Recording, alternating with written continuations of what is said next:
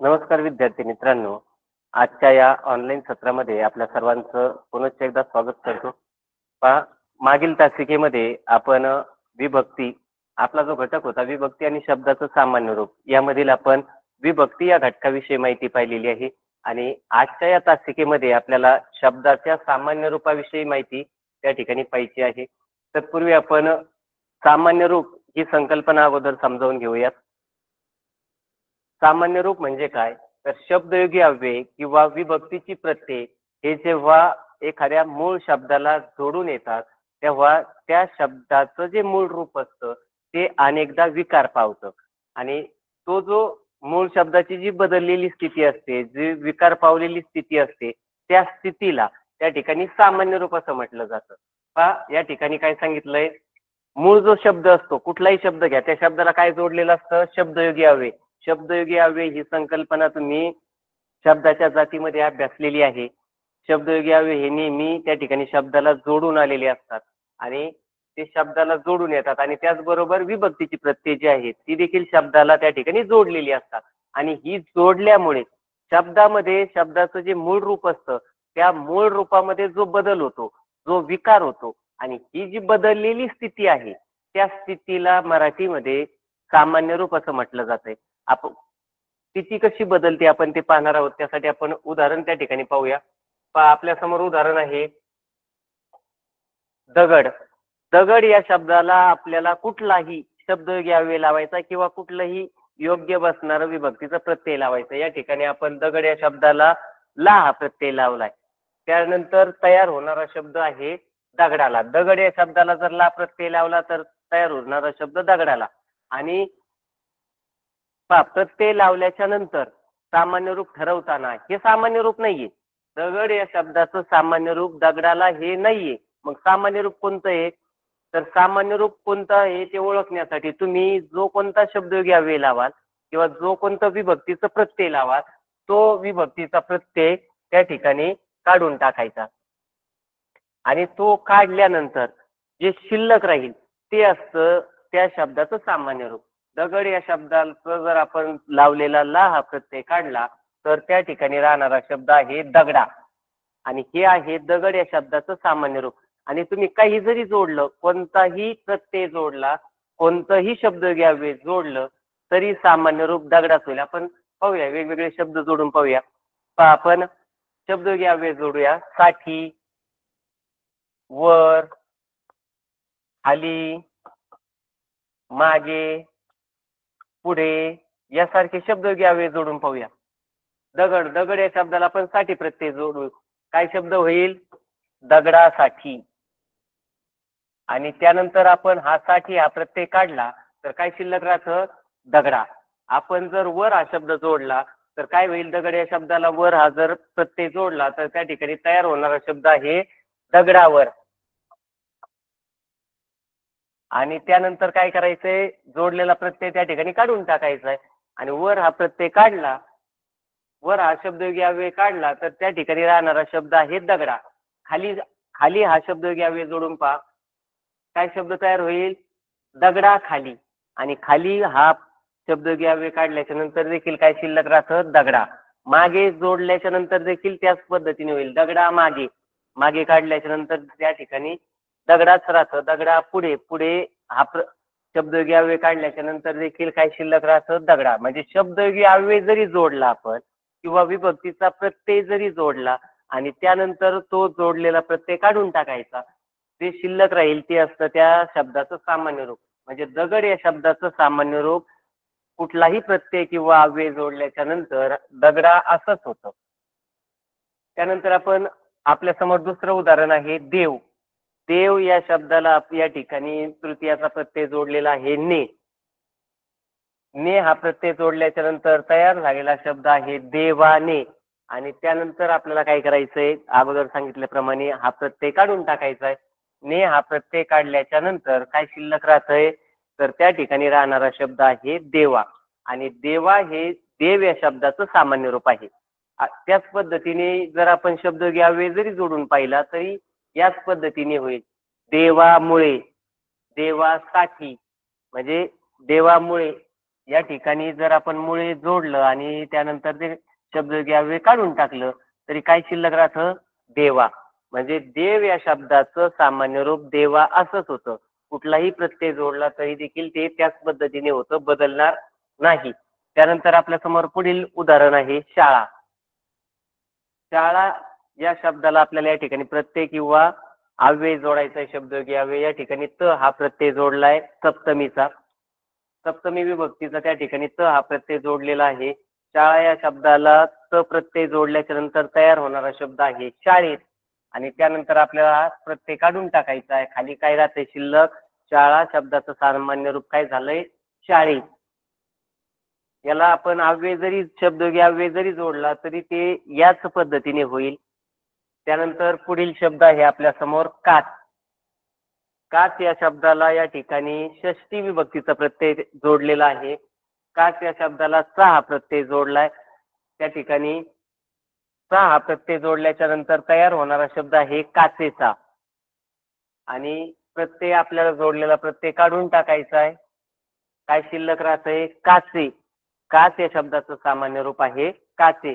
म्हणजे प्रत्यय कोण विभक्तीचा जोडा किंवा शब्दयोगी फरक पडणार नाही.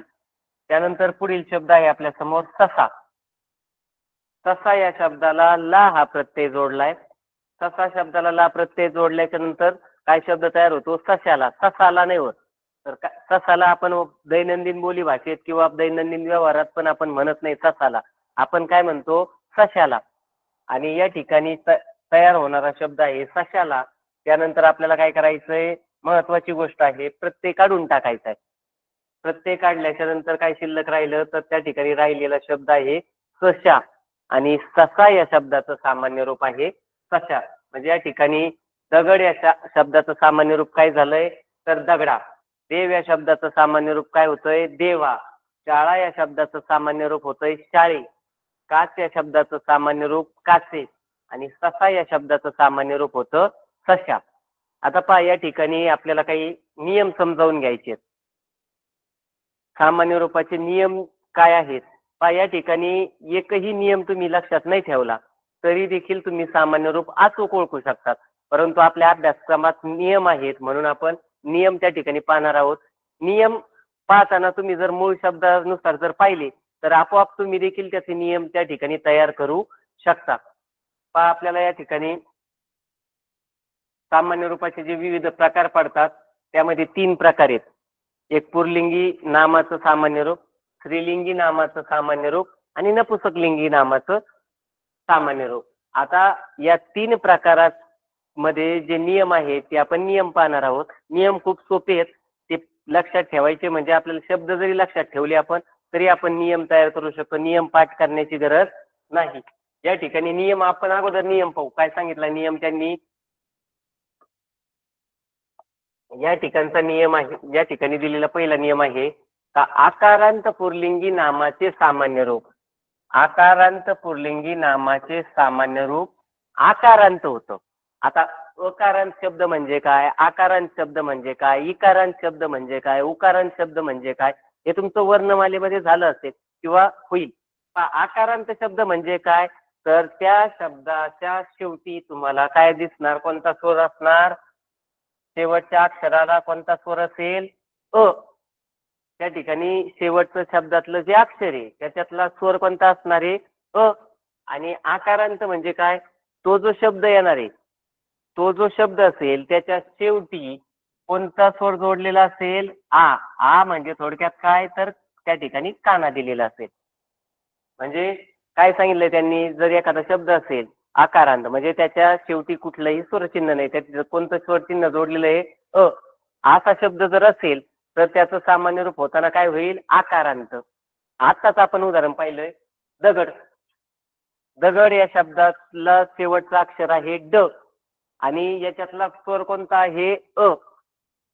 कारण हे सगळ्या गोष्टी तुमच्या वर्णमालेमध्ये क्लिअर झालेल्या असतील किंवा होतील. या ठिकाणी पहा, व्यंजनामध्ये आपण असा जर ड असेल तर त्याचा अर्थ होतो यामध्ये कुठलाही स्वर नाहीये. यात कुठला स्वर नाही आणि असा जर ड असेल तर याचा अर्थ होतो यामध्ये काय झालेला आहे? अ त्या ठिकाणी ऍड झालेला हा स्वर त्या ठिकाणी आलाय त्यावेळेस त्या ठिकाणी काय अक्षर तयार होतं ड. आणि हे आहे अकारांत. शेवटी कुठलाही स्वर नाही, कोणता स्वर आहे फक्त अ.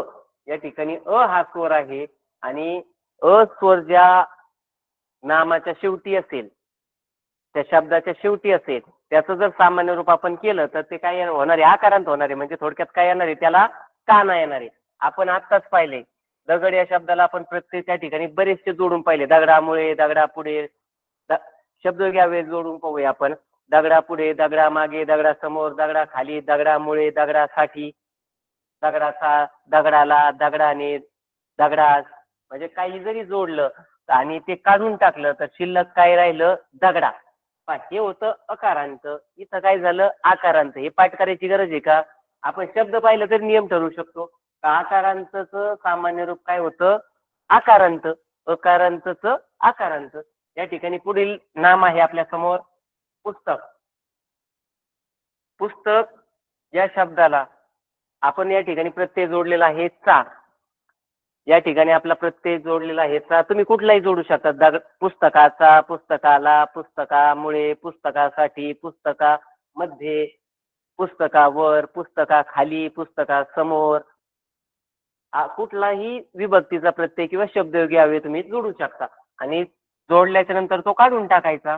या ठिकाणी तो काढून टाकल्याच्या नंतर काय शिल्लक राहिलं, पुस्तका. आणि म्हणून पुस्तक या शब्दाचं सामान्य रूप आहे पुस्तका. हे आहे अकारांत. हे आहे आकारांत. म्हणजे या ठिकाणी काना आहे. त्यानंतर रंग. रंग या शब्दाला प्रत्यय जोडलेला आहे विभक्तीचा ने. आपण काही जोडा, इथं हे तुम्ही कुठलाही जोडला तरी बदल त्या ठिकाणी होणार नाही. या ठिकाणी ने हा प्रत्यय जोडलाय तो आपण काढून टाकूया. काय शिल्लक राहिलं, रंगा. रंगचं सामान्य रूप काय झालं, रंगा. म्हणजे अकारांतचं काय झालं, आकारांत. त्यानंतर पुढील शब्द आहे कान. कान या शब्दाला या ठिकाणी त हा प्रत्यय जोडलाय, तो जोडलेला प्रत्यय आपल्याला काढून टाकायचा आहे. काढल्याच्या नंतर आपल्या समोर शिल्लक राहिलेला शब्द आहे काना. आणि हा जो आहे तो आहे आकारांत. म्हणजे हा जो नियम आहे तो उदाहरणावरून तुमच्या लक्षात आला असेल की जर अकारांत पुल्लिंगी नाम असेल तर त्याचं सामान्य रूप हे आकारांत होतं. हे तुम्ही शब्दावरून देखील त्या ठिकाणी ठरवू शकता. त्यानंतर पुढील एक नियम आहे, आकारांत जर असेल म्हणजे एखाद्या शब्दाच्या शेवटी काना येत असेल तर त्याचं सामान्य रूप काय होतं, याकारांत. म्हणजे त्या ठिकाणी त्याला काय जोडला जातो, तर त्या शब्दाला त्या ठिकाणी शेवटी या जोडला जातो. याकारांत होतं म्हणजे काय जोडलेला आहे, जोडला जाणार आहे शेवटी या त्या ठिकाणी येणार आहे. आकारांत असेल तर याकारांत होतं. या ठिकाणी दिलेला शब्द आहे दिवा. या ठिकाणी हा स्वर आहे शेवटी. म्हणजे हा शब्द काय झाला, आकारांत. आता आपल्याला काय करायचंय, याला कुठलाही प्रत्यय किंवा शब्दयोगी अव्यय जोडायचंय. आपण इथं जोडलेला आहे चा. दगडाचा, सॉरी दिव्याचा, दिव्याला, दिव्याने, दिव्यास, दिव्यासाठी, दिव्यामुळे, दिव्यामागे. आपण जोडल्याच्या नंतर जो काही जोडाल तुम्ही जोडलेलं सगळे योग्य असणार आहे. तुम्ही जो काही जोडाल तो काढून टाका. काढून टाकल्याच्या नंतर काय शिल्लक राहिलं, दिवाचं काय झालं, दिव्या. दिव्या म्हणजे या ठिकाणी काय आलाय शेवटी, या. शेवटी काय होता, आचा शेवटी काय या ठिकाणी झाला, या होतो. म्हणजे जर नाम हे आकारांत असेल तर त्या ठिकाणी त्याचं सामान्य रूप हे याकारांत होतं. या ठिकाणी पुढील शब्द आहे आपल्या समोर डोळा. डोळा या शब्दाला प्रत्यय आपण जोडूया. डोळ्याला, डोळ्याने, डोळ्यामुळे, डोळ्यासाठी, डोळ्यावर, डोळ्यासमोर. आणि जोडलेले प्रत्यय आणि अव्यय शब्दयोगी अव्यय काढून टाका. काय शिल्लक राहिलं, तर त्या ठिकाणी शिल्लक राहिलेला शब्द आहे डोळ्या. म्हणजे आकारांतच यकारांत झालं. त्यानंतर पुढील आपल्या समोर उदाहरण आहे पंखा. हा शब्द देखील आकारांत आहे. याला आपण प्रत्यय जोडूया, कुठलाही जोडा. पंख्याचा, पंख्याने, पंख्याला. अव्यय जरी जोडलं, पंख्यासाठी, पंख्यावर, पंख्याखाली, तर आणि जोडल्याच्या नंतर ते काढून टाकायचं. आणि काढल्याच्या नंतर या ठिकाणी शिल्लक काय राहिलं, पंख्या. हे आहे पंखा या शब्दाचं सामान्य रूप. त्यानंतर आपल्या समोर आणखी एक उदाहरण आहे डबा. डब्याला या ठिकाणी जोडलेला प्रत्यय आहे त, आणि तो प्रत्यय आपल्याला काय करायचा आहे, काढून टाकायचा. काय शिल्लक राहतं, डब्या. म्हणजे उदाहरणावरून नियम ठरवायचा, नियमावरून उदाहरण नाही ठरवायचे. आधी जर तुम्ही शब्द जरी त्या ठिकाणी घेतला कुठलाही, जर नियम जर विचारला परीक्षेत, आकारांत पुल्लिंगी नामाचं सामान्य रूप टिंबटिंब होतं, तर तो नियम पाठ करायची गरज नाही. एखादा आकारांत शब्द डोळ्यासमोर आणायचा आणि त्या शब्दाला कुठलाही शब्दयोगी अव्यय किंवा प्रत्यय त्या ठिकाणी विभक्तीत जोडून पाहायचा, आणि जोडल्याच्या नंतर तुमच्या लक्षात येईल शिल्लक काय राहतं. शिल्लक त्या ठिकाणी जोडला काय जातो, तर या जोडला जातो. म्हणजे कसं होतं, ते याकारांत होतं. या ठिकाणी नियम पाठ करत बसू नका, उदाहरणावरून नियम ठरवा. त्यानंतर पुढील उदाहरण आहे आपल्या समोर. पुढील एक नियम आहे, जर पुल्लिंगी नाम हे इकारांत असेल. इकारांत म्हणजे काय, तर त्या ठिकाणी काय असणार आहे, त्या त्या नामा शब्दाच्या त्या नामाच्या शेवटी काय येणार आहे, तर त्या शब्दाच्या शेवटी येणार आहे वेलांटी.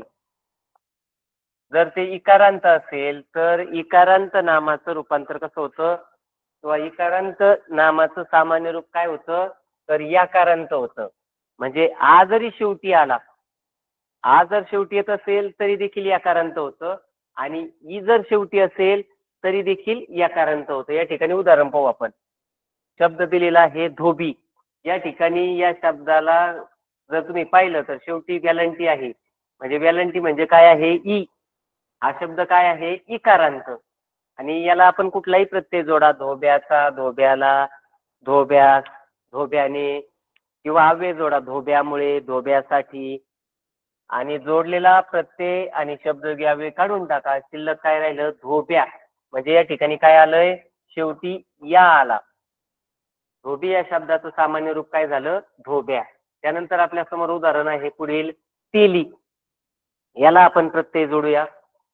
तेल्याचा, तेल्यास, तेल्याने, अव्यय जोडूया, तेल्यामुळे, तेल्याने, तेल्यासाठी, आणि जोडलेलं त्या ठिकाणी काढून टाका. काय शिल्लक राहिलं, तेली या शब्दाचं सामान्य रूप काय झालं, तेल्या.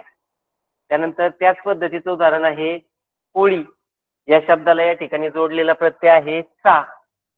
पोळी या शब्दाला जर आपण चा हा प्रत्यय जोडला तर काय तयार झालेला शब्द आहे, पोळ्याचा, आणि जोडलेला प्रत्यय काढून टाका. शिल्लक काय राहिलं, तर त्या ठिकाणी शिल्लक राहिलेला शब्द आहे पोळ्या. त्यानंतर त्याच पद्धतीचं आणखी एक उदाहरण आहे गडी. गडी गडी हे आपल्या समोर पुढील उदाहरण आहे गडी. गडी या शब्दाला आपल्याला या ठिकाणी चा हा प्रत्यय जोडला होता, आपण तोच लिहूया. चा हा प्रत्यय जोडल्यानंतर तयार होणारा शब्द आहे गड्याचा, आणि जोडलेला प्रत्यय किंवा शब्दयोगी अव्यय आपण जर काढून टाकला तर काय शिल्लक राहतं, गड्या. म्हणजे गडी या शब्दाचं सामान्य रूप काय झालं, गड्या. आणि आपण जर पाहिलं तर हे जे सगळे शब्द होते तुमच्या समोर, धोबी, तेली, कोळी आणि गडी, हे शब्द जर पाहिले तर त्या चारही शब्दांच्या शेवटी जर तुम्ही व्यवस्थितरित्या पाहिलं तर या ठिकाणी काय आहे, प्रत्येक शब्दाच्या शेवटी या ठिकाणी वेलांटी आहे. वेलांटी म्हणजे जर काहीच नसेल, फक्त अस्वर असेल तर त्याला आकारांत म्हणायचं. त्या ठिकाणी जर काना असे येत असेल शेवटी तर त्याला आकारांत म्हणायचं. वेलांटी येते म्हणजे त्याला काय म्हणायचं, इकारांत. हे सगळे शब्द कसे आहेत, इकारांत आहेत. आणि आपण त्याला प्रत्यय जोडून पाहिले, आणि जोडून पाहिल्याच्या नंतर त्या ठिकाणी तुमच्याही लक्षात आले असेल का याच्या शेवटी काय येतं, त्या शब्दाला काय जोडलं जातं, या. आणि म्हणून याच्यावरून हा नियम तयार झालेला आहे. इकारांत पुल्लिंगी नामाचं सामान्य रूप जे आहे ते काय होतं, याकारांत होतं. त्यानंतर पुढील काही उदाहरणं आहेत आपल्या डोळ्यासमोर. पहा या ठिकाणी, त्यासाठी आपण नियम पण समजावून घेऊयात. या ठिकाणी नियम काय सांगितलाय, इकारांत व उकारांत पुल्लिंगी या ठिकाणी महत्वाचा शब्द आहे. या ठिकाणी दिलेला शब्द कोणता आहे, तर या ठिकाणी तुमच्या समोर आलेला शब्द आहे एक तत्सम. पहा, इकारांत व उकारांत पुल्लिंगी तत्सम नामाचं सामान्य रूप तसेच राहते. म्हणजे त्यांच्यामध्ये त्यांच्या रूपात बदल होत नाही. आता ही गोष्ट काय हे माहित असलं पाहिजे. शब्दांचे प्रकार आहेत, तत्सम शब्द, तद्भव शब्द, देशी शब्द, विदेशी शब्द. हे प्रकार वर्णमाला घटकामध्ये तुम्हाला अभ्यासायला आहेत, तुम्ही अभ्यासलेही असतील. तर या ठिकाणी आलेला शब्द आहे तत्सम. तत्सम शब्द म्हणजे काय? तुम्हा सगळ्यांना माहित आहे का आपल्या मराठी भाषेची जननी कोणती आहे? तर आपल्या मराठी भाषेची जननी आहे संस्कृत भाषा. आणि संस्कृत भाषेतून जे शब्द आपल्या मराठीमध्ये जसेच्या तसे आले त्यांना म्हटलं जातं तत्सम शब्द. ज्या जे शब्दामध्ये थोडासा बदल होऊन आपल्या मराठीत ते वापरले जातात त्यांना म्हटलं जातं तद्भव शब्द. जे शब्द आपल्या इतर बोली भाषेतील आहेत, इतर बोली भाषेतून आलेत, पहा बरेचसे शब्द असे जे आपल्याला वाटतं मराठी भाषेचे आहेत पण ते इतर भाषेतून आलेले असतात. ते त्या शब्दांना देशी शब्द म्हणतात आणि काही शब्द असे आहेत का ते आपल्या आपण बाहेरच्या देशातील भाषांमधून आपण आपल्या मराठीत त्या ठिकाणी ऍड केलेत त्यांना विदेशी शब्द म्हणायचे. हे वर्णमालेमध्ये सविस्तररित्या हा घटक अभ्यासायला आहे. त्या ठिकाणी तो आपण पाहणार पण आहात. पहा या ठिकाणी आपल्याला काय पाहिजे जे तत्सम शब्द आहेत मग ते इकारांत असू द्या किंवा उकारांत असू द्या म्हणजे त्याच्यात शेवटी काय येणार आहे एकतर वेलंटी असणारे किंवा उकार असणारे. आणि असे जे शब्द आहेत असे जे शब्द आहेत त्या शब्दांचं सामान्य रूप त्या ठिकाणी बदलत नाही. त्याला तुम्ही कुठलाही प्रत्यय जोडा किंवा शब्दयोगी अव्यय जोडा त्या ठिकाणी जोडून पण तुम्ही पाहू शकता त्याच्या रूपात बदल होत नाही. त्यासाठी नियम पाठ केला पाहिजे असं काही नाहीये. पहा आपल्या समोर या ठिकाणी दिलेला शब्द आहे कवी. आता कवी या शब्दाला तुम्ही जर प्रत्यय त्या ठिकाणी जोडून पाहिले कुठलाही जोडला तरी काही अडचण नाही. या ठिकाणी कविता, कवीला, कवीने, कवीसाठी, कवीमुळे या ठिकाणी पहा तुम्ही कुठलाही प्रत्यय जरी जोडला ना तरी शब्द कसा राहतो कसा त्या ठिकाणी जोडलेला प्रत्यय काढून टाकल्याच्या नंतर शब्द काय शिल्लक राहतो कवीच राहतो. कवीचा चा काढल्याच्या नंतर पण काय शिल्लक राहिलं कवी. कवीला ला प्रत्यय काढून टाका काय शिल्लक राहतं कवी. कवीने ने काढून टाका शिल्लक काय राहतं कवी. कवीमुळे मुळे जरी त्या ठिकाणी शब्द अव्यय जोडला आणि तो काढून टाकला तर काय शिल्लक राहिलं कवी.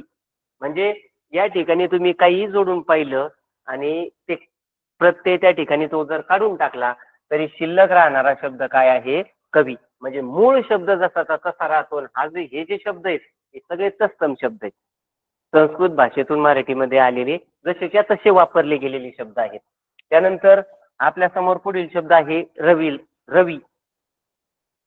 रवी हा शब्द आहे. या रवी शब्दाला आपल्याला प्रत्यय जोडायचे आहेत. रवीचा, रवीला, रवीने, रवीसाठी, रवी, रवीमुळे, रवी समोर.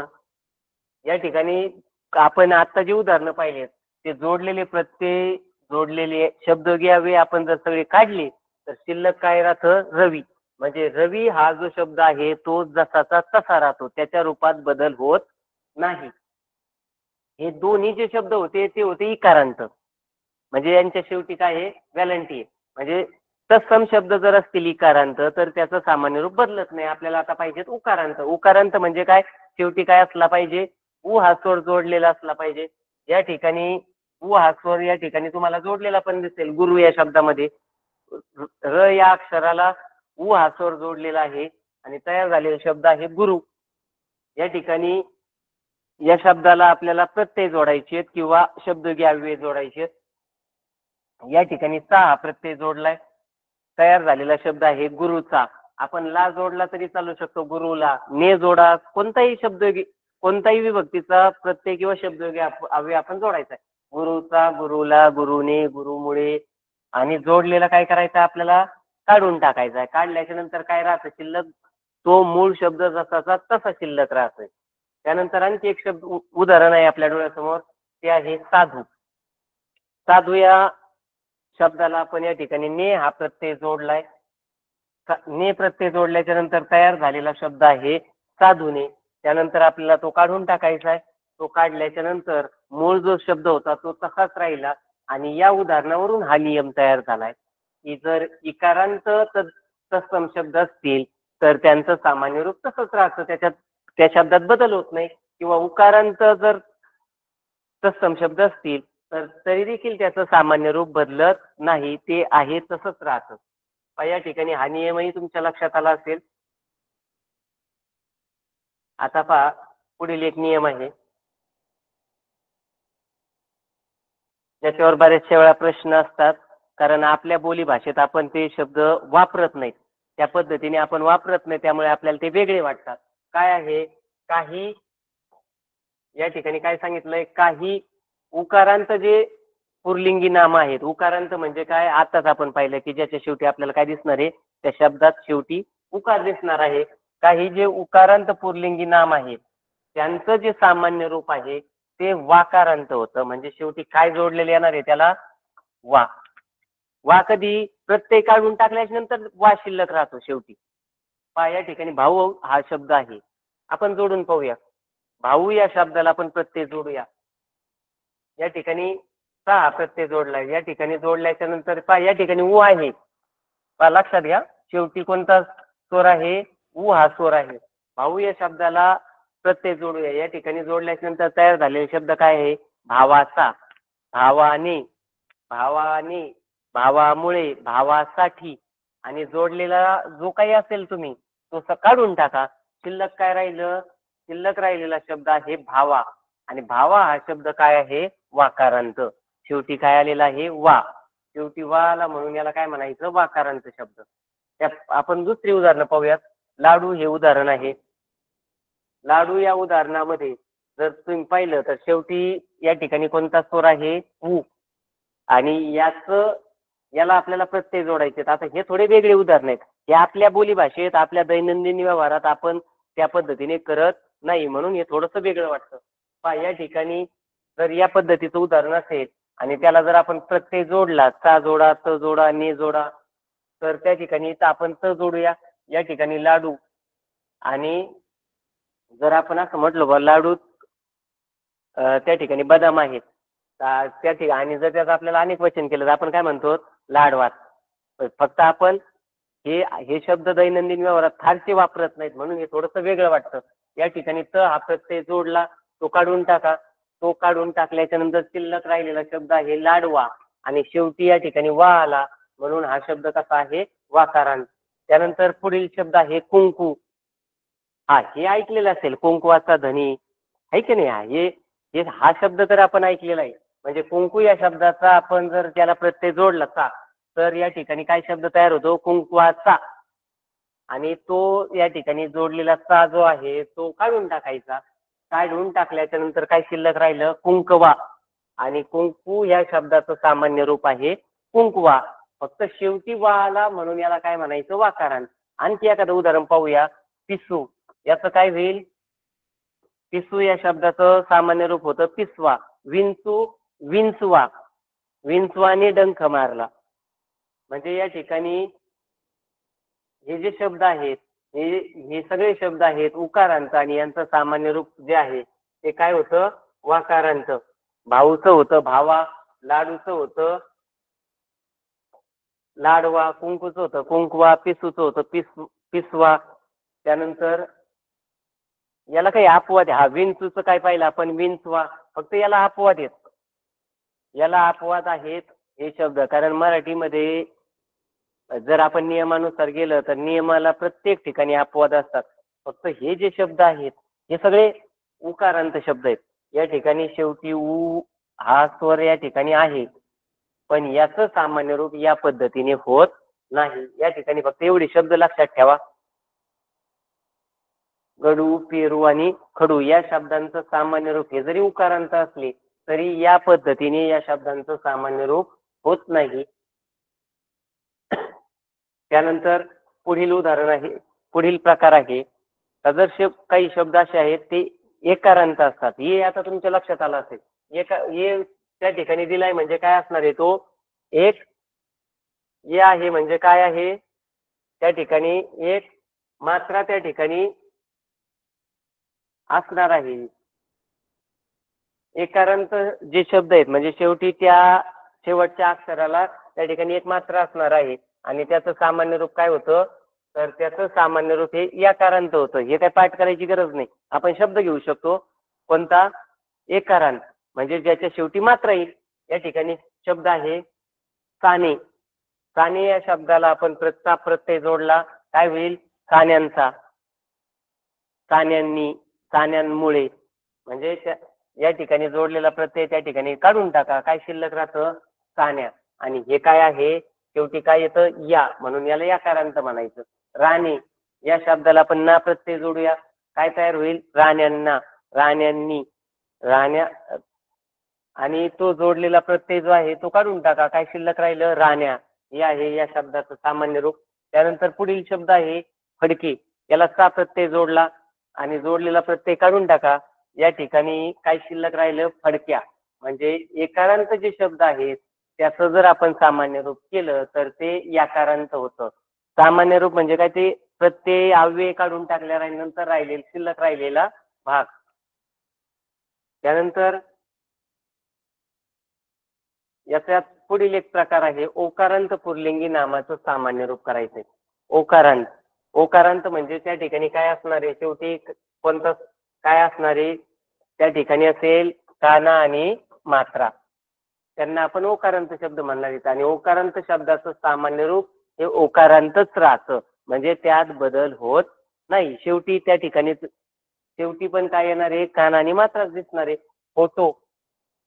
फोटो या शब्दाला आपण प्रत्यय जोडूयात. या ठिकाणी ला जोडलाय. फोटोला, फोटोचा, फोटोने, फोटो अव्यय जोडून पहा. फोटोमुळे, फोटोसाठी, फोटोवर म्हणजे आणि जोडल्यानंतर तो काढून टाका. काय शिल्लक राहिलंय? फोटोच राहतं. म्हणजे शेवटी काय राहतंय? या ठिकाणी काना आणि मात्रा शिल्लक राहतं. म्हणजे ओकारांत पुल्लिंगी नामाचं सामान्य रूप हे ओकारांतच होतं. त्यानंतर पुढील उदाहरण आहे किलो. या ठिकाणी देखील शेवटी काना आणि मात्रा आहे. त्याला प्रत्यय जोडला. या ठिकाणी त काय शब्द तयार झाला? किलो.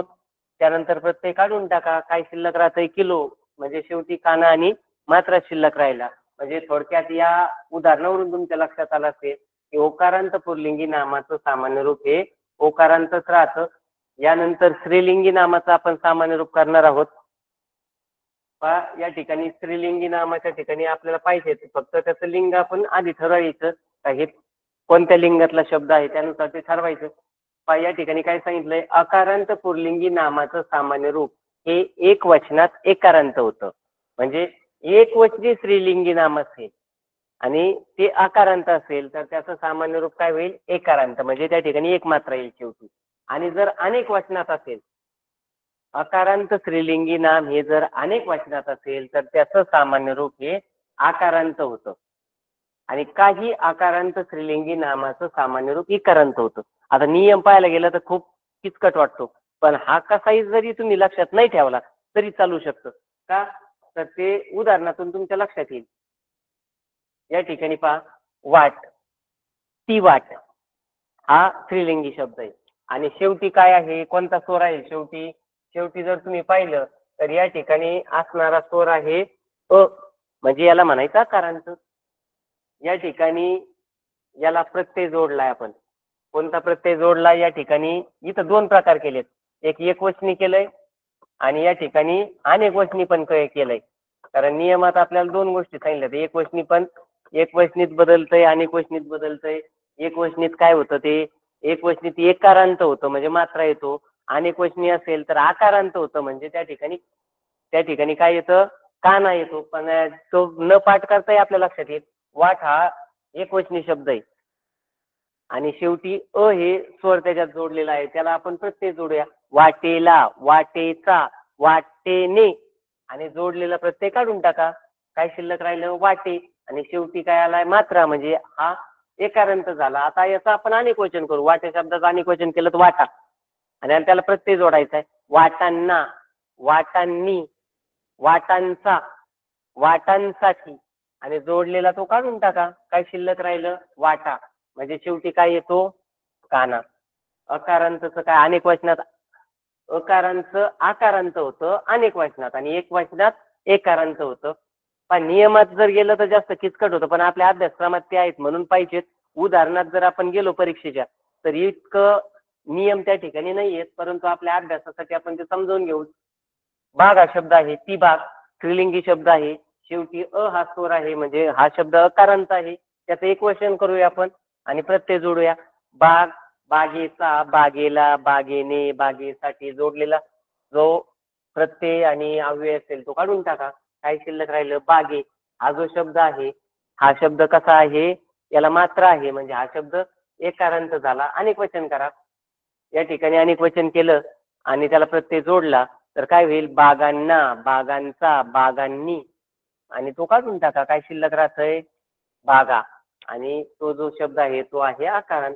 त्याच पद्धतीचा आणखी एक शब्द आहे जीभ. ती जीभ स्त्रीलिंगी शब्द आहे. शेवटी अ हा स्वर आहे.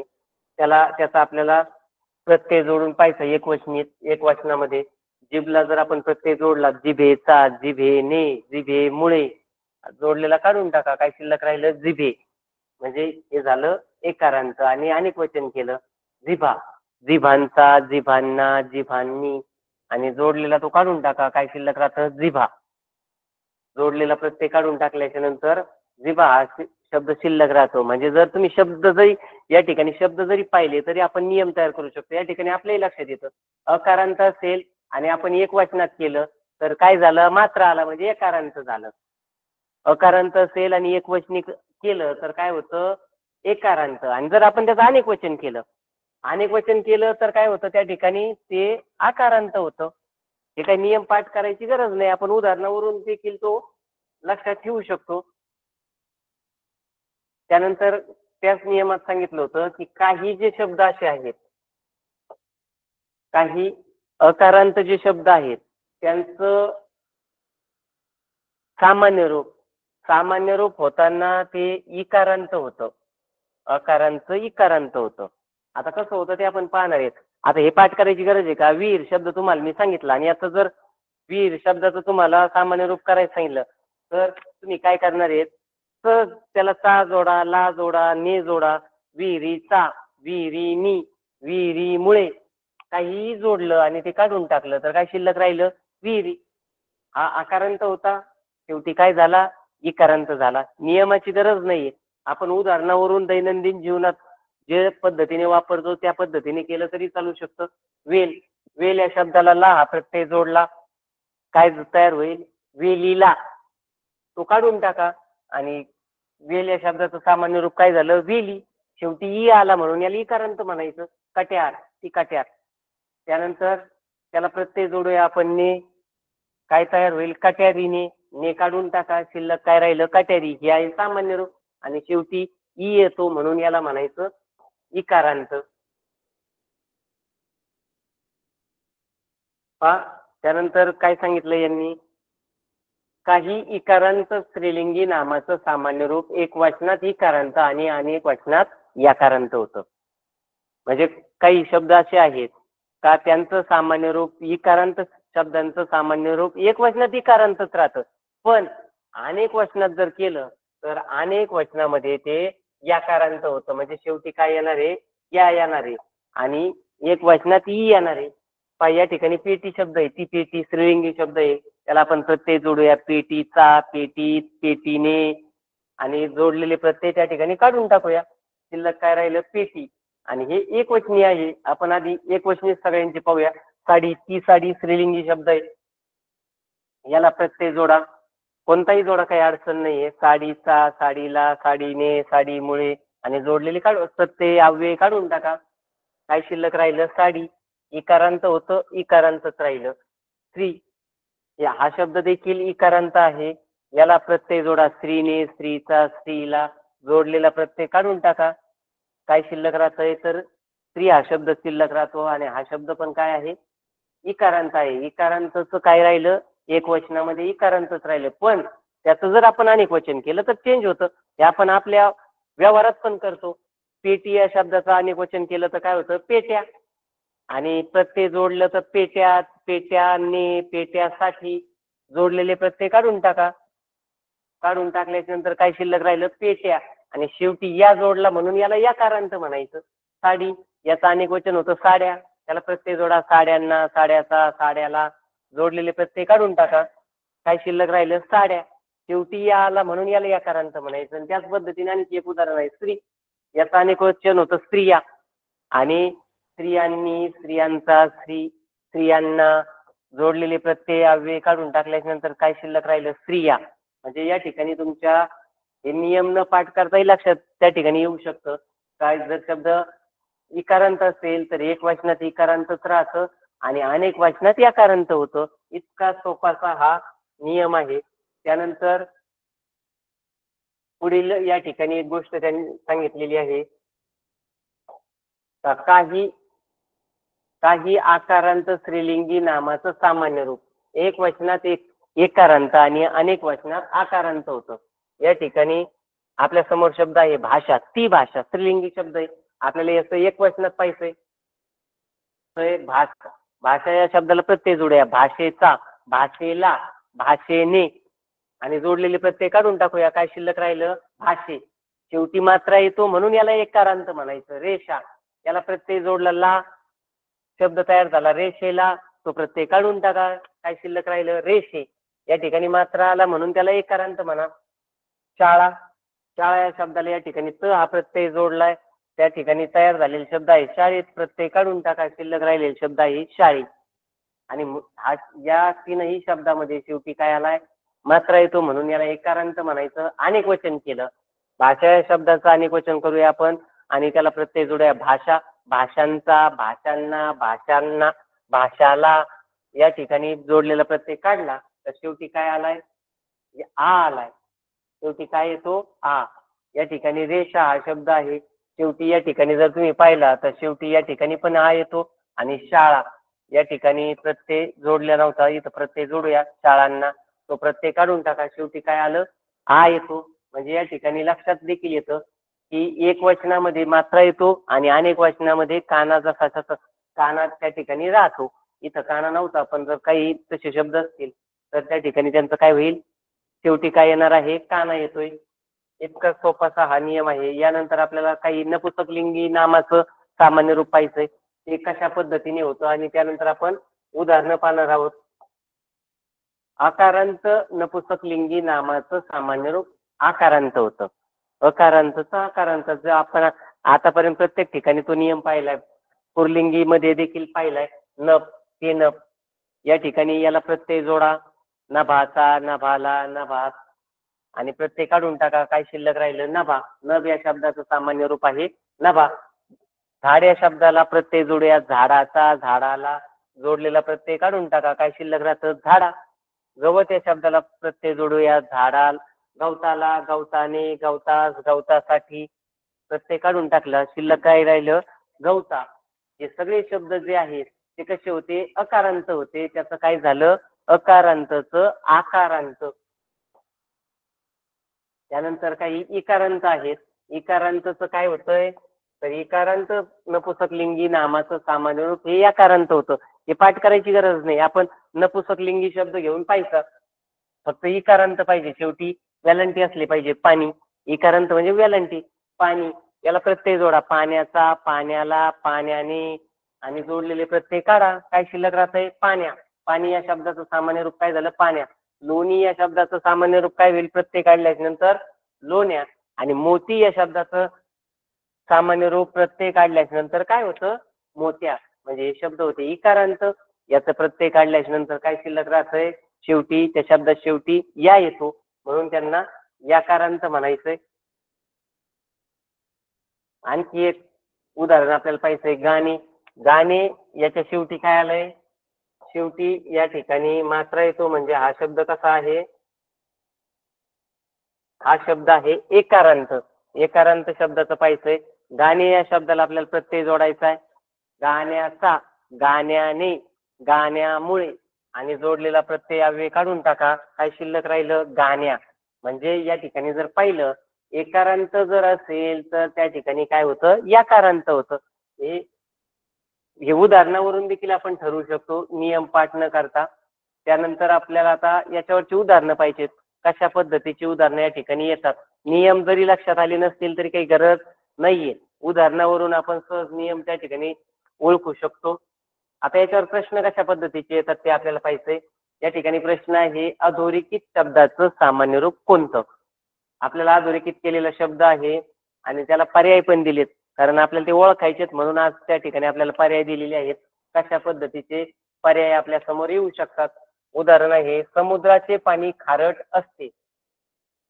समुद्राचे पाणी खारट असते या शब्दाला अधोरेखित त्यांनी केलंय. कोणत्या शब्दाला अधोरेखित केलंय? तर त्या ठिकाणी आहे समुद्राचे. आणि आपल्याला या शब्दाचं सामान्य रूप पाहिजे. आपल्याला बाकी शब्दाशी काही घेणं नाहीये. या ठिकाणी समुद्राचे या शब्दाचं सामान्य रूप काय होईल? काय होईल आता? तर त्यासाठी काय सांगितलंय? का मूळ शब्द जो आहे त्या शब्दाला जोडलेला प्रत्यय, त्या शब्दाला जोडलेला शब्दयोगी अव्यय हा काढून टाकायचा. या ठिकाणी काढून, या ठिकाणी पहा हे दोन तर पर्याय नाहीच आहेत. समुद्र हा मूळ शब्द आहे, से हा जोडलेला प्रत्यय आहे, सामान्य रूप नाही. आपल्या समोर दोन पर्याय आहेत, समुद्रा आणि समुद्राचे. पहा या ठिकाणी असा जर प्रश्न असता ना, अधोरेखित शब्दाचं सामान्य रूप असलेला शब्द कोणता, तर उत्तर असतं समुद्राचे. पण आपल्याला सामान्य रूप ओळखायचंय. मी आतापर्यंत जेवढी काही उदाहरणं तुम्हाला सांगितलेत त्या सगळ्यामध्ये प्रत्यय काढून सांगितलेत. एकही शब्द असा प्रत्ययासहित सांगितलं नाही, प्रत्यय काढूनच सांगितले. आणि आपल्याला जोडलेला चे हा प्रत्यय त्या ठिकाणी काढून टाकायचा आहे. चे हा प्रत्यय काढून टाकल्याच्या नंतर काय शिल्लक राहतं, समुद्रा.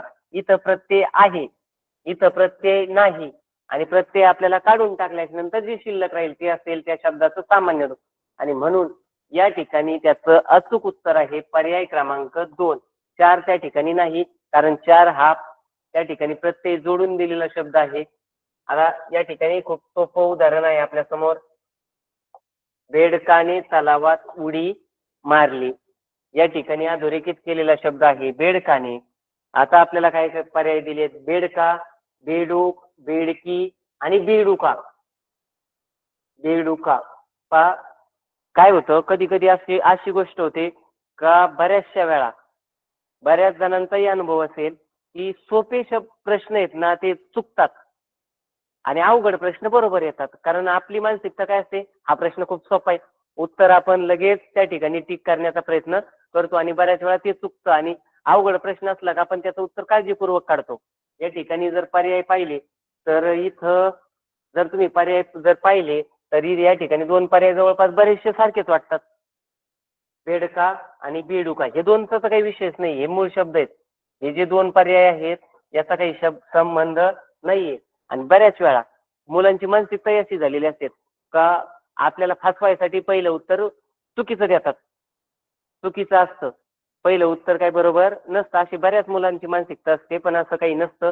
बरेचसे उत्तर एक नंबरचेही बरोबर असतात. त्यामुळे आपल्याला किती नंबरला उत्तर हे नाही पाहिजे, आपलं अचूक उत्तर पाहिजे आपल्याला. या ठिकाणी शब्द होता बेडका आणि या शब्दाला जोडलेला प्रत्यय आहे ने, तो काढून टाका. काय शिल्लक राहिलं, बेडका शिल्लक राहतं, बेडुका हे शिल्लक राहत नाही. आणि म्हणून याचं अचूक उत्तर आहे पर्याय क्रमांक 1. त्यानंतर आपल्या समोर पुढील उदाहरण आहे, माणुसकी पैशाने विकत मिळत नाही. माणुसकी पैशाने विकत मिळत नाही. या ठिकाणी अधोरेखित केलेला शब्द आहे पैशाने, आणि आपल्याला या शब्दाचं सामान्य रूप शोधायचंय. या ठिकाणी त्यासाठी आपल्याला पर्याय पण दिलेत, पैसा, पैशाने, पैशाने आणि पैशा. पहा आपल्याला सामान्य रूप करायचं नाही, आपल्याला सामान्य रूप ओळखायचंय. या ठिकाणी पैशाने त्यांनी आपल्याला शब्दयोगी अव्यय किंवा विभक्तीचा प्रत्यय जोडून दिलेला असणार आहे. आपल्याला फक्त काय करायचं आहे, तो काढून टाकायचा. आणि काढून टाकल्याच्या नंतर काही जे काही शिल्लक राहील, जे शिल्लक राहील ते त्या शब्दाचं सामान्य रूप असणार आहे. आणि त्याच्याशी मिळता जुळता आपल्याला पर्याय त्या ठिकाणी निवडायचं, इतका सोपी गोष्ट आहे. आणि याच्यासारखा दिसणारा शब्द कोणता आहे, हा मूळ शब्द आहे पैसा. मूळ शब्द नाही आपल्याला विचारला, आपल्याला सामान्य रूप विचारले. मूळ शब्द विचारला असता तर मग पैसा उत्तर असतं, परंतु आपल्याला सामान्य रूप विचारल्यामुळे त्याचं सामान्य रूप काय होणार आहे, पैशा हे त्या शब्दाचं सामान्य रूप असणार आहे. सोपी गोष्ट आहे, प्रत्यय काढल्याच्या नंतर पण आपल्या त्या ठिकाणी लक्षात येईल. त्यानंतर आपल्या समोर पुढील उदाहरण आहे, पुढील प्रश्न प्रकार आहेत.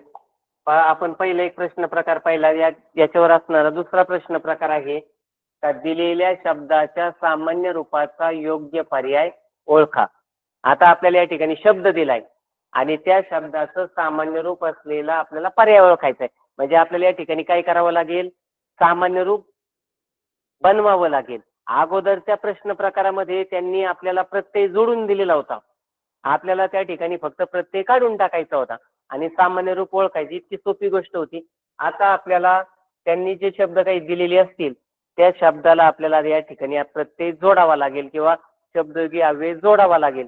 आणि जोडल्याच्या नंतर तो काढून टाकायचा, लक्षात ठेवायचा.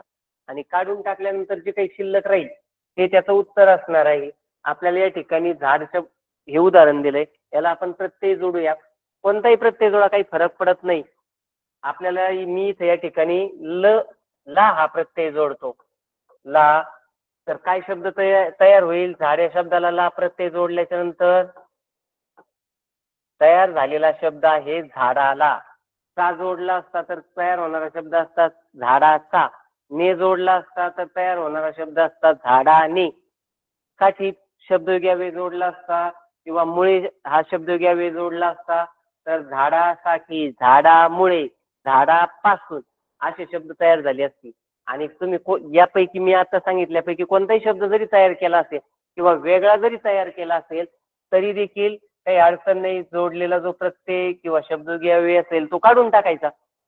काढून टाकल्याच्या नंतर काय शिल्लक राहिलं तर मूळ राहिलेला शब्द आहे झाडा, आणि हे आपल्याला पर्यायामधून शोधायचंय. आणि त्याचं अचूक उत्तर आहे पर्याय क्रमांक 2. इतकी सोपीची गोष्ट या ठिकाणी आहे. त्यानंतर पुढील शब्द आहे आपल्या समोर कवी. हे उदाहरण पण आपण पाहिलं होतं. कवी हे आपण उदाहरण पाहिलं होतं एका नियमामध्ये. तत्सम शब्द, तद्भव शब्द, त्या ठिकाणी आपण याच्यावर चर्चा पण केली. पण काय होतं, बऱ्याच वेळा अशी उदाहरणं ओळखायला जड जातात. या ठिकाणी फरक थोडा थोडा दिला. या ठिकाणी वेलांटी जोडली, या ठिकाणी या जोडलं, या ठिकाणी दुसरी वेलांटी आहे, इथं कवयित्री केलंय, आपल्याला लिंग नाही बदलायचं. मग त्यामुळे याचा काही विषय नाहीच आहे. राहिले तर आपल्या समोर 3 पर्याय.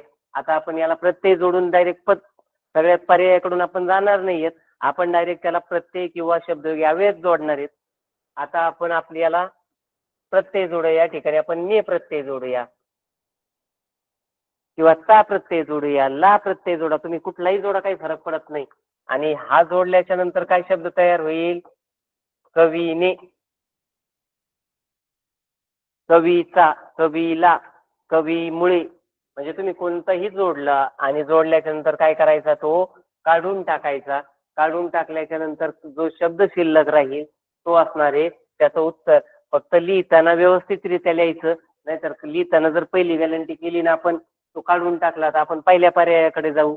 परंतु त्या पद्धतीने नाही, तर त्या ठिकाणी त्याचं उत्तर काय असणार आहे? दुसरी वेलांटी असणारा कवी शब्द. आणि आपण नियमात पण पाहिले का, तुमच्या आत्ता आपण नियमात पाहिलंय की काही जे तत्सम शब्द आहेत, तत्सम शब्दाचं सामान्य रूप जे आहे, इकारांत तत्सम शब्दाचं सामान्य रूप हे इकारांतच राहतं.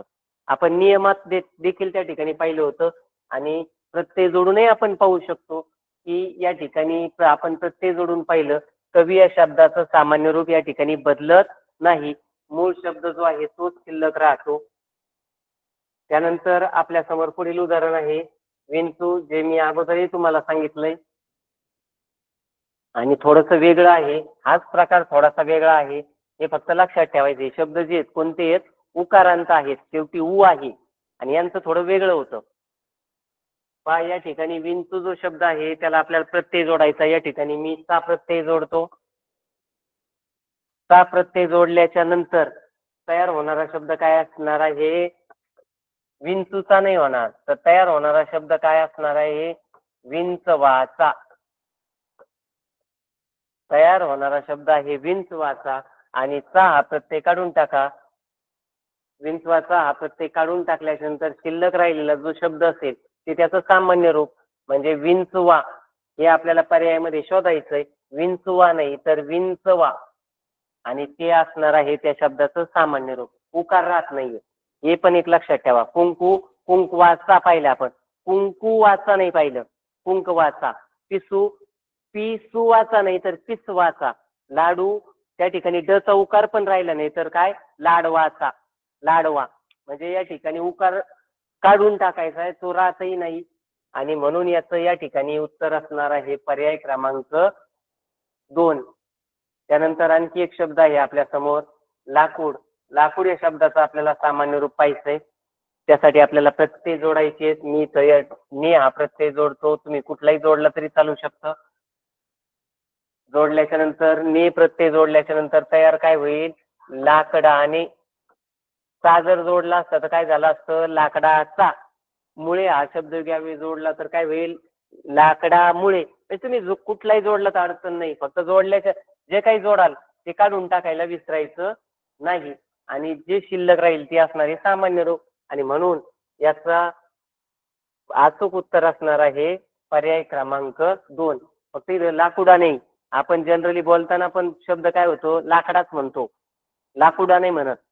लाकुडाने त्या ठिकाणी नाही म्हणत, आपण लाकडानेच म्हणणार आहे. आणि म्हणून याचं उत्तर असणार आहे पर्याय क्रमांक 2. एक याचं उत्तर येणार नाही. पहा, पुन्हा त्याच पद्धतीचं एक उदाहरण त्या ठिकाणी लक्षात राहण्यासाठी घेतलेलं आहे. लाडू या शब्दाचं सामान्य रूप करायचंय. हा शब्द जो आहे तो आहे उकारांत. आणि हे एवढं लक्षात ठेवा या ठिकाणी, उकारांतचं सामान्य रूप हे वाकारांत होतं. बाकीचं कुठलाही नियम त्या ठिकाणी लक्षात ठेवू नका. आणि लाडू या शब्दाचं सामान्य रूप काय होईल, मग लाडूवा होणार नाही.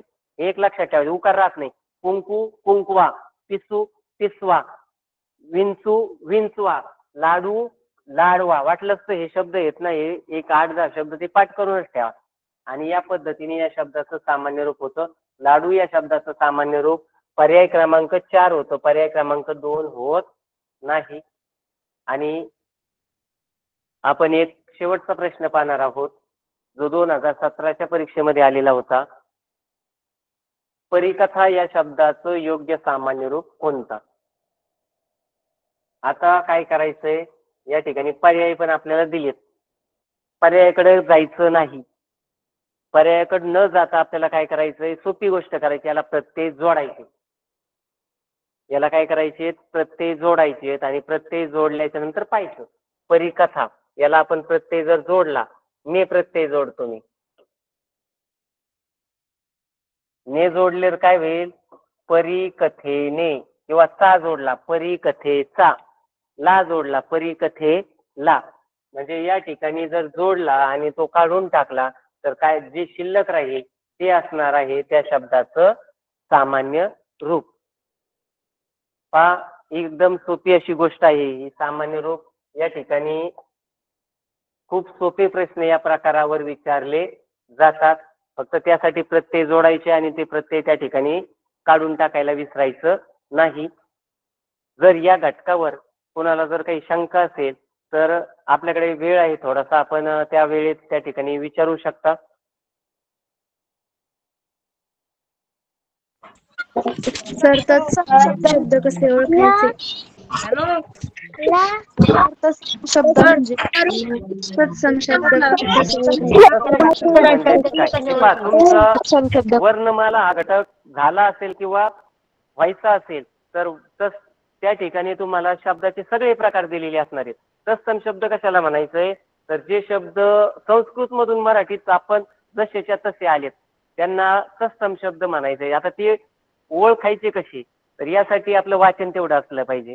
आपल्याला कोणते शब्द कोणत्या भाषेतून आले ते माहीत असलं पाहिजे. आणि हा जो घटक आहे हा सगळा घटक वर्णमालेत आहे. त्या ठिकाणी सविस्तररित्या तो होईल. त्या ठिकाणी तुम्हाला वर्ण म्हणजे काय, स्वर म्हणजे काय, व्यंजन म्हणजे काय, त्यानंतर स्वरादी म्हणजे काय, या सगळ्या संकल्पना, त्याचबरोबर शब्दांचे वेगवेगळे पडणारे प्रकार, तत्सम, तद्भव. तत्सम शब्द म्हणजे जसेच्या तसे येतात. तद्भव शब्द म्हणजे काय, त्यामध्ये थोडासा बदल होऊन येतो, त्या शब्दामध्ये बदल होऊन येतो. त्यानंतर देशी शब्द म्हणजे आपल्या देशात ज्या वेगवेगळ्या भाषा आहेत देशातल्या, त्या भाषेमधून पण खूप काही शब्द आपल्या मराठीत आले, त्यांना देशी शब्द म्हटलं जातं. काही शब्द आपण विदेशी शब्द वापरतोय. उदाहरणार्थ बटाटा आपण तर सर्रास वापरतो, आपल्याला वाटतं आपलाच शब्द आहे. हा शब्द आपला नाहीये, हा इतर भाषेतून आपण तो घेतलाय. अशा बरेचसे शब्द आहेत जे शब्द आपण हिंदीतून घेतलेत, अरबी भाषेतून घेतलेत आणि आपल्या दैनंदिन भाषेमध्ये आपण ते वापरतोय. ते हा जो प्रकार आहे तो वर्णमालेमध्ये त्या ठिकाणी सविस्तररित्या होईल. पुढील दुसरी काही शंका असेल यामधील तर विचारा. शब्दाला काही लागेल असतो का? सर, अडचण नाही. तर प्रत्येक शब्दाला पर्याय लावावा लागतो का? नाही आता. तर आता अडचण नाही. सर, प्रत्येक आता शब्दाला पर्याय लावावा लागतो का? प्रत्येक शब्दाला एक लक्षात ठेवा, प्रत्ययाशिवाय कुठलाही आल्यापासून फक्त एकच गोष्ट सांगतोय, प्रत्यय जोडायचा आणि तो काढून टाकायचा. जोडला नाही ना तर ते आपल्या लक्षातही येणार नाही आणि न जोडता आपण तयारही करू शकत नाही. मी आल्यापासून एक नाही प्रत्येक शब्दाला तुम्हाला कमीत कमी 8 ते 10 प्रत्यय जोडून दाखवतोय. चेंज होत म्हणजे कोणताही प्रत्यय जोडला तरी त्याच पद्धतीने होतं, त्यात बदल होणार नाही. प्रत्यय जोडणं आवश्यकच आहे. संकल्पनेतच काय पाहिलं आपण का सामान्य रूप कशाला म्हणायचंय का एखाद्या शब्दाला शब्दयोगी अव्यय किंवा विभक्तीचा प्रत्यय जोडले असता त्याच्या मूळ रूपात जो विकार होतो, जो बदल होतो आणि ती जी बदललेली स्थिती असते त्या स्थितीलाच सामान्य रूप म्हणायचंय. आणि तुम्ही जर शब्दयोगी अव्यय जोडला नाही, विभक्ती प्रत्यय जोडला नाही तर सामान्य रूप कसं होईल? तो जोडावाच लागेल. आणखी आहे का शंका? सर आज मोठा म्हणजे